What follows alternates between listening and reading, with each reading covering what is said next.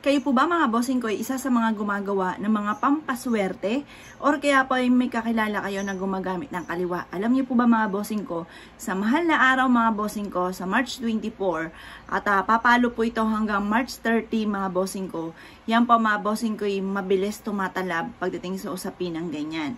Kaya mag-iingat ka. Kaya kailangan meron kang proteksyon.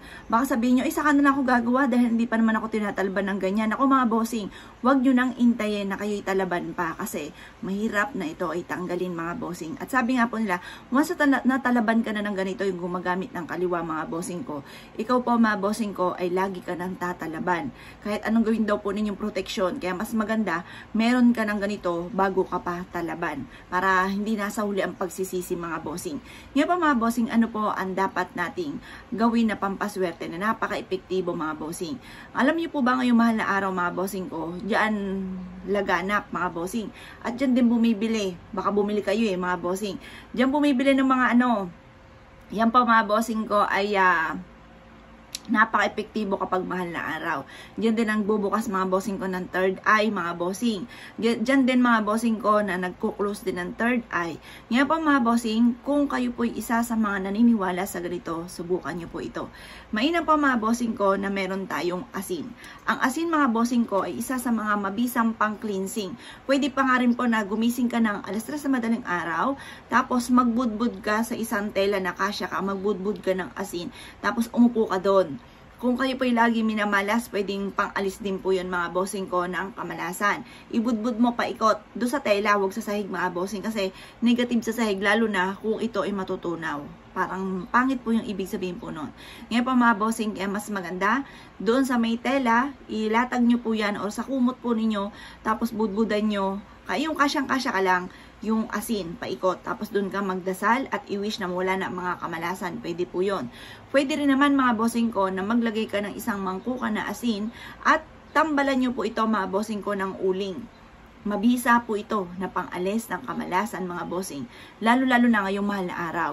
Kaya kung ikay minamalas ng mga nakalipas sa taon at hindi mo pa ito nagagawa, gawin nyo po ito ngayong mahal na araw mga bossing.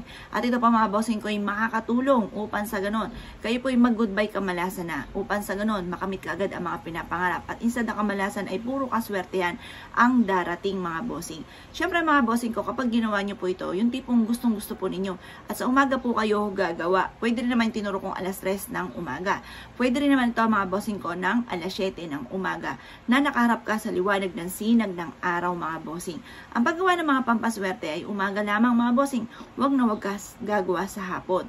Pwede ka mag-incense ka man yan, pantaboy ng mga bad spirit sa hapon, mga alas 5 ng hapon. Pero pampaswerte, huwag na huwag kang gagawa sa mga ganyang oras kasi negative po yan. Unang-una madilim. Ano yung liwanag ng buhay? Wala. Madilim po yan. Pangalawa, yan ay taglubog ang sinag ng araw. Ibig sabihin po niya, sunod yan, tagdilim. Negative po yun. Mga gumagamit po yan ng kaliwa kapag po sa hapon. Sa umaga lang tayo gagawa sa mga pampaswerte.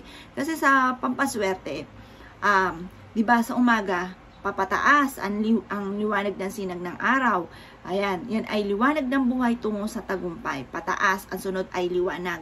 Yan po mga bossing ko, haharap ka sa silangan. Kasi pagdating sa usapin ng swerte, silangan, kasi dyan nasinag ang sinag ng araw.